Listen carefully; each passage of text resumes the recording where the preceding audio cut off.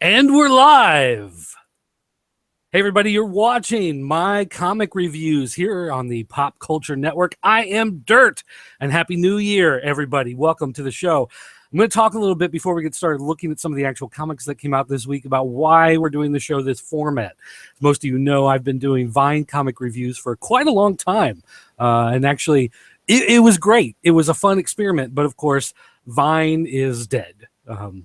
Vine is gone. You can still go in. I think you can still upload some things for now, but they're going to be cutting that off here in the next week or so. And I figured it's New Year, time to cut ties with Vine. But Vine was a brilliant social platform.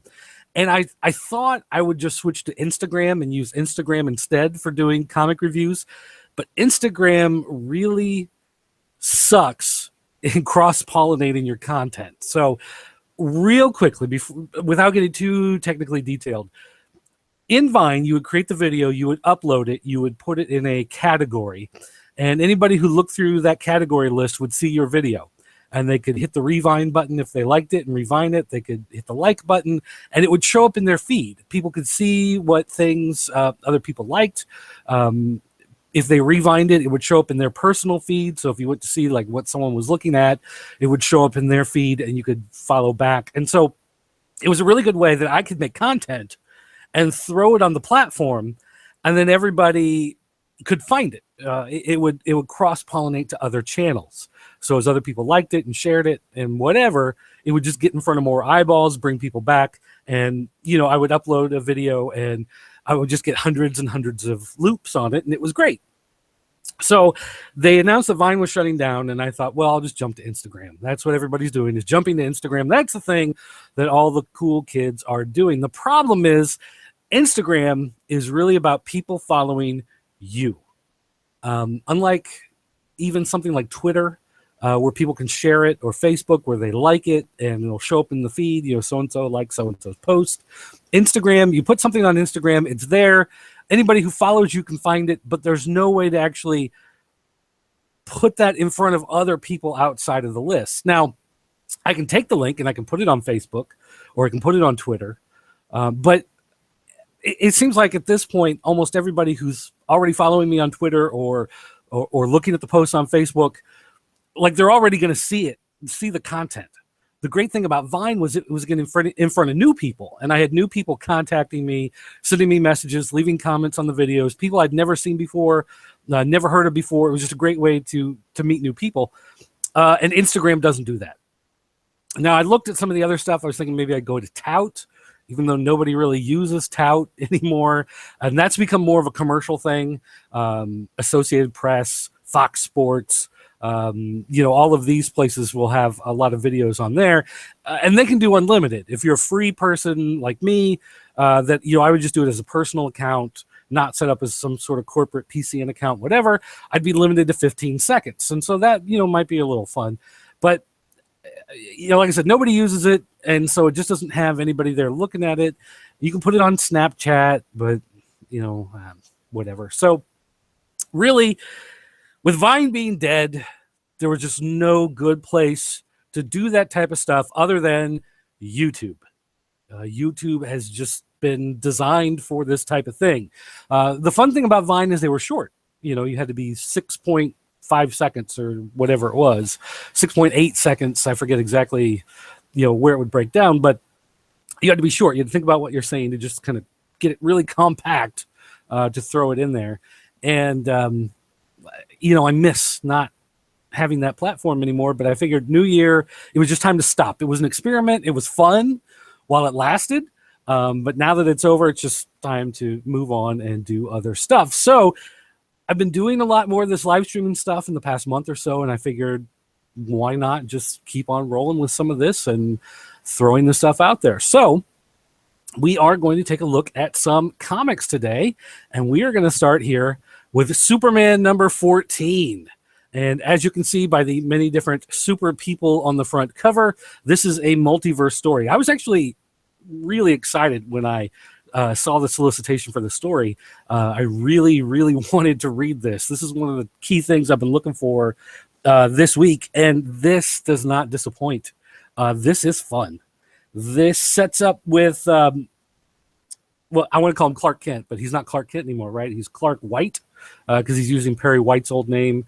And there's another Clark Kent running around in the Rebirth universe, so that can all get a little freaky. But it starts with him. He's driving alone on the road at night, and the Red Sun Superman crashes into his path, and there are these beings chasing after him, trying to consume him. And you find out that there's some creature going through the multiverse, collecting Supermans, and they're not sure why. He just is. They don't know why. It looks like maybe he's stealing their powers. He's eating their powers, so to speak. And we get to see the Justice League. What are they called? Justice League Infinite? Justice League Incarnate. That's what they're called. And they're basically the all these super people that are put on a team from all the different multiverses. If you read Multiplicity by Grant Morrison, first of all, sorry. I don't think that was a very good series. I wish you had read something better. But nonetheless, that's the team that's in here. And we get to see a bunch of different versions of the super characters from different universes, and some you're kind of familiar with. Mary Marvel from Earth 5, you're kind of familiar with her. She's in there. There's even a cameo in this book towards the end from Captain Carrot, which, I mean, that to me right there, a Captain Carrot appearance, that makes it all worthwhile. So very happy with this book. I don't know, should I do numbers anymore? It's not quite, well, I mean, it's probably a 90. I'd give it 90 out of 100. I really, really liked it. This is one of those, if the story holds up the way it's going, and this is Tomasai, if the story holds up the way it's going, then this is probably going to be one of my favorites for this year. The first chapter is just incredible. I loved it a lot. Okay. We've got our big crossover thing, our big story of the week. I guess I better move that a little bit. There you go. Justice League versus Suicide Squad number 3. And this crossover has been fun. It's action-packed. There's a lot of backstabbing and intrigue and action. And one thing I talked about, if you've been listening to the Comic Book Chronicles podcast, which I do with theclicknation.com, I talked about the fact that this is a weekly series, which helps it to keep from overstaying its welcome. And I think that's kind of an important thing to keep in mind when you have a series like this, is that it's not going to last forever. In fact, it's not going to be one of those things like Civil War where it starts and it goes for, maybe 3 months on schedule, and then it skips and it misses, and it takes a year to get out what should be a 6-month story. This is actually, it's coming out weekly. They've got different artists, writers keeping everything on track.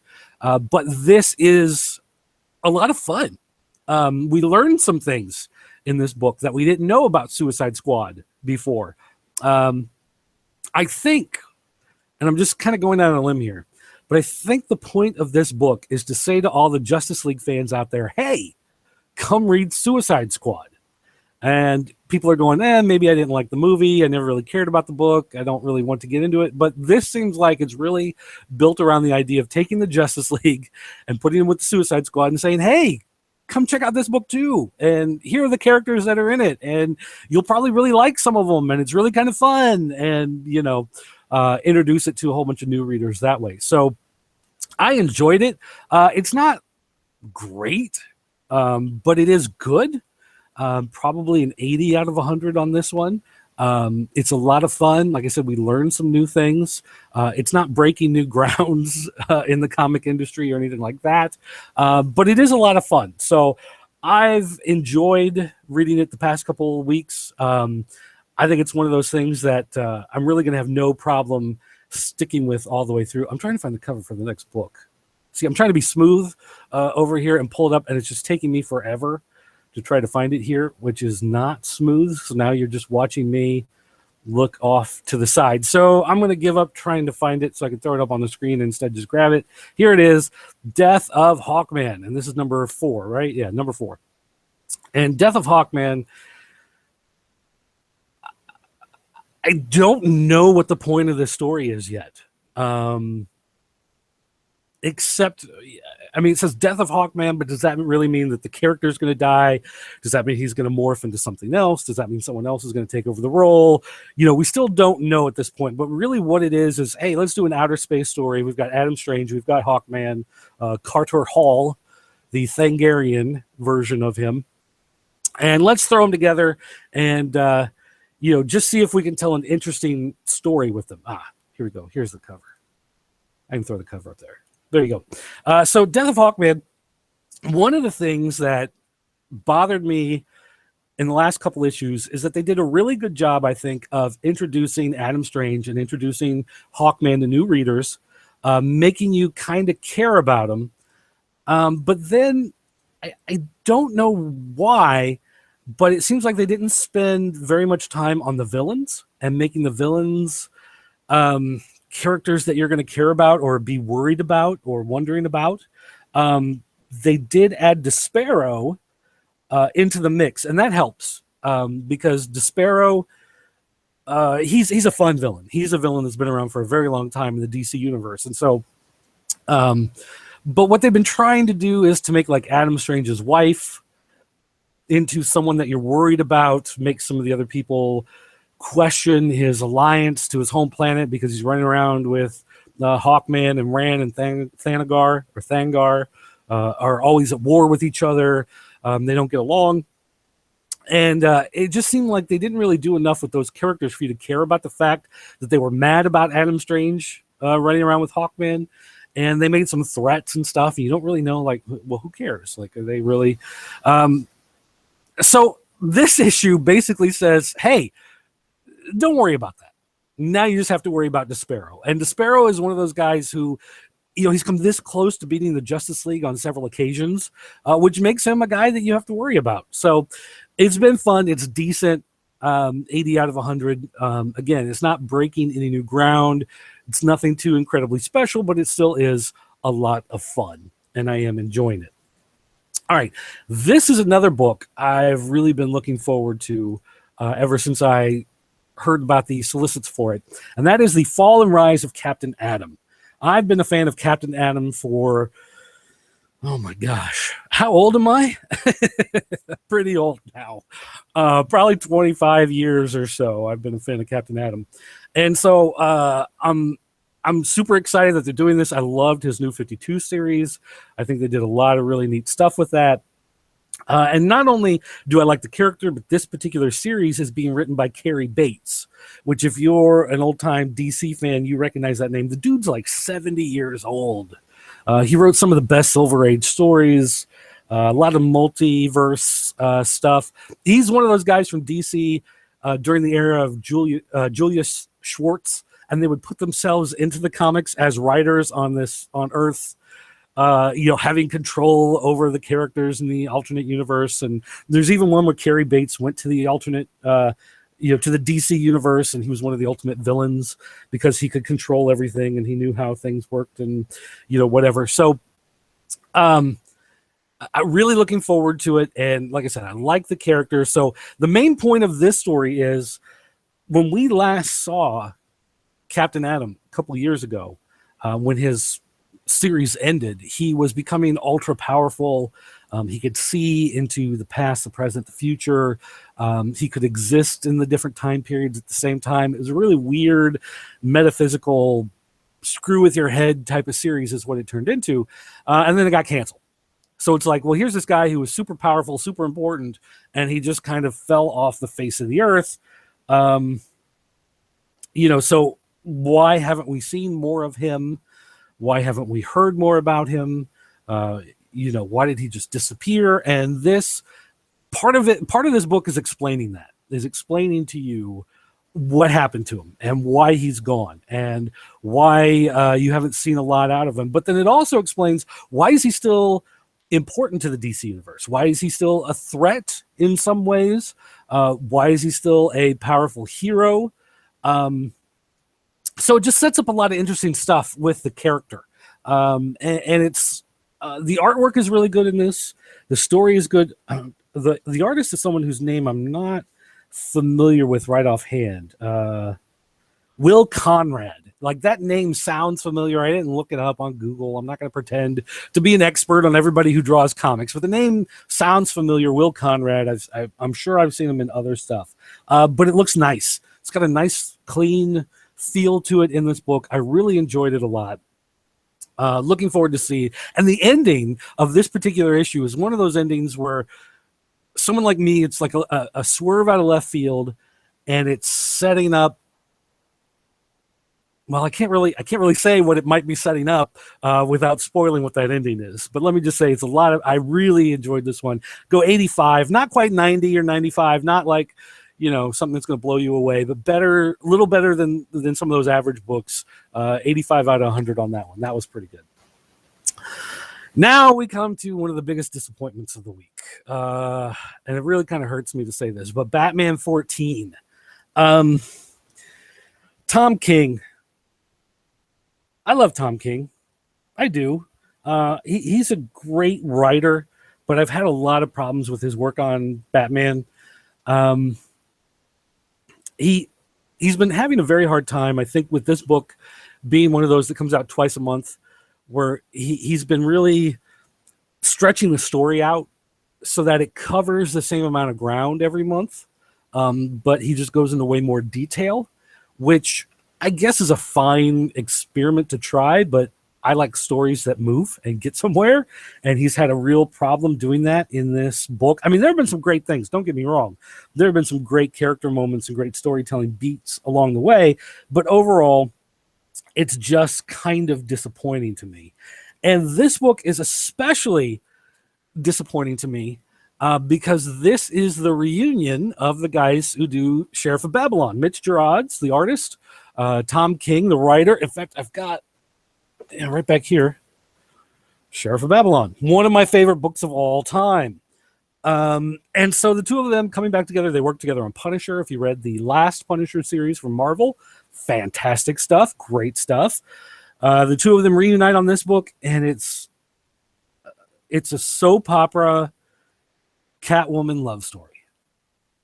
And there's a part in the middle where it actually gets funny. Kite Man makes a reappearance, for those of you hoping. Mad Monk makes an appearance. You get some fun stuff in there. But then the book really comes down to the whole forbidden love between Catwoman and Batman, which, who cares? I've never cared for the Catwoman love angle. It's just one of those things that always kind of felt wrong to me, but whatever. But then it makes the same mistake that Catwoman #1 did. You've got topless Catwoman and Batman, topless Batman ripping off each other's clothes and making out on a rooftop. You've got this shot of them in the moonlight lying naked on this rooftop surrounded by these diamonds that she's stolen. And just like, come on, it's like, I read superhero comics for the action and the sci-fi and the great over-the-top elements, not for Days of Our Lives. Like, that's not what I want out of this book. So this is just a huge, huge disappointment for me. There's really... The artwork is nice, and I guess the humor that's in the middle of the story is interesting, but otherwise, I really don't like the issue. There's really almost nothing about that issue that I'm really going to care about. So, I mean, honestly, that would be like 50 out of 100.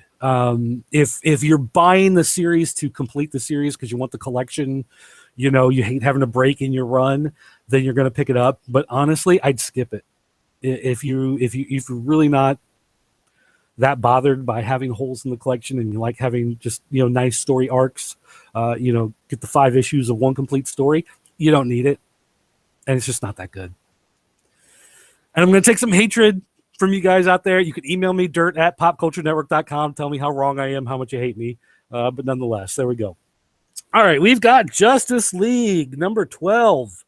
And, excuse me, Max Lord returning. This is the new Max Lord in the Rebirth storyline, which is very much like the old Max Lord that we saw in the DC universe. There are appearances from Checkmate, that organization, if you remember them. It talks about his life, talks about him pushing people talks about him fighting back against Amanda Waller. This is the Justice League versus Suicide Squad tie-in. And it's good. You know, if you didn't know anything about Max Lord, this will give you the background that you need. But again, he's tied in more with Suicide Squad. And actually, if you go back to the Justice League versus Suicide Squad that came out this week, it talks about his ties to Suicide Squad and the characters that he runs around with in here. And so this has more to do with that than it has to do with Justice League stuff.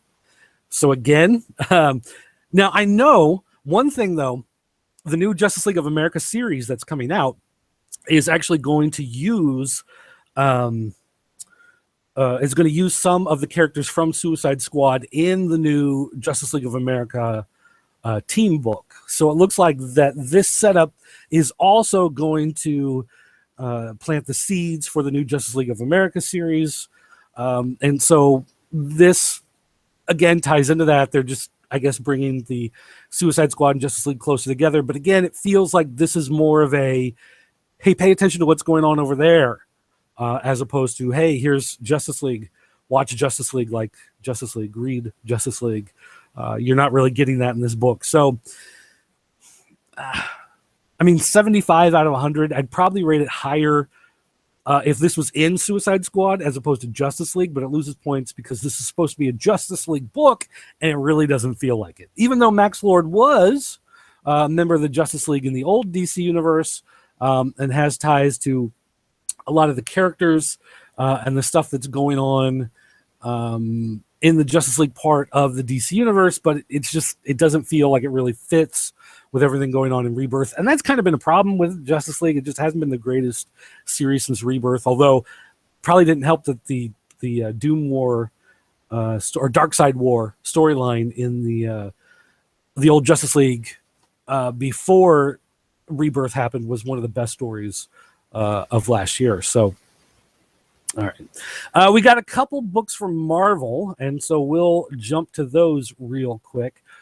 I would talk about Nova right now, except my son grabbed it and ran off with it, and I haven't gotten it back yet, so I haven't had a chance to read it. When I get a chance to read it, I'll probably talk about it on Comic Book Chronicles, so make sure you watch for that Thursday night from the Click Nation. But right now, we do have one of my favorite Marvel books over the last several months, and that is Moon Knight. I love this new Moon Knight book. It is great. It's done a lot with taking all of the different aspects of Moon Knight over the last few years and weaving them together into one storyline. I got a cough here. Hold on. I tried to shield the microphone as best I could. Sorry about that. I need a cough button. Oh, I have one, don't I? I have a mute button right here. Yeah, you didn't hear anything, did you? Because there is a mute button right there. I totally forgot about it. All right. Nonetheless, this story playing with all of these different aspects of Moon Knight and trying to fold them together into one cohesive storyline has been super awesome. There's been a lot of really great stuff going on with the different personalities, the different aspects of who Moon Knight has been, and of course, dealing with this strange Egyptian god that supposedly gave him his powers. And I've really enjoyed the structure of the series, although I was disappointed at the end of the last issue because it looked like all of these other aspects of his personality were going away, and now he was just going to go fight this Egyptian god, and it was going to be like a punch, blam, blam, and that would be it. That's not what we get. What we get is something a lot more awesome. It does go back to Mark Spector as a young boy, showing some things in his past, tying into Khonshu, I think is how you pronounce it, and how it comes into the modern story. But the book throws in this twist about halfway through, 3/4 of the way through. And I'll just say it'll make sense when you read it, but basically it just turns the whole story upside down. You'll get it when you read it. But it's a lot of fun. It's, again, Jeff Lemire has done this great job of playing with really what turns out to be insanity on Mark Spector's part. And when you're a normal person trying to deal with super dimensional beings and things like that. The human mind has a hard time processing it, dealing with it, coping with it, and this just does a really fun job of showing his madness. It's really great. I just can't. I wish I could say more, but I don't want to spoil what happens in this for people who read it. There are, since it is in the past, though, there's some neat things where we see him as a kid, and you can see like the old He-Man slime pit, and you can see some Star Wars stickers stuck on the wall and an A-Team poster, and really go through and be like, oh wow, all that great stuff from the '80s I remember from when I was a kid, and that's just something thrown in from the artwork. But this is another probably 90 out of 100. This is a possible candidate for book of the week. This and Superman are both up there, really close. Just great stuff that came out this week. And then we've got Old Man Logan. Old Man Logan, I've had kind of a love-hate the past couple months with it. For the most part, I don't like the X-Men. I don't like X-Men books. I like the Byrne Claremont stuff, and I've got the giant, I forget what it's called, but it was like that $100 hardcover that had the Byrne Claremont run collected together, and it was great. But outside of that, I've never really liked the X-Men all that much. But I really like Old Man Logan. I like that he's the fish out of water. He's from an alternate universe. But the past few months, they played around with some different artists coming to fill in. They had a storyline with Dracula and the Howling Wolves of S.H.I.E.L.D. I think that's Howling Commandos. I forget what but anyway, nonetheless, I've always hated that group. They threw them in the book and whatever. But this goes back to the goodness that we've come to expect and understand from the book. We've got our original artist back, Sorrentino. Anyway. And this is another Jeff Lemire, isn't it? Yeah, it sure is. It's another Jeff Lemire book from Marvel. And I like I said, I love the fact that he came from an alternate universe, an alternate future. For a while there, he was trying to keep it from happening. He figures out now it won't happen, but there's still ripples and shadows from his future coming back to haunt him, seeing things in the modern time that he knows are going to lead to something bad down the line, or I guess could lead to something bad down the line.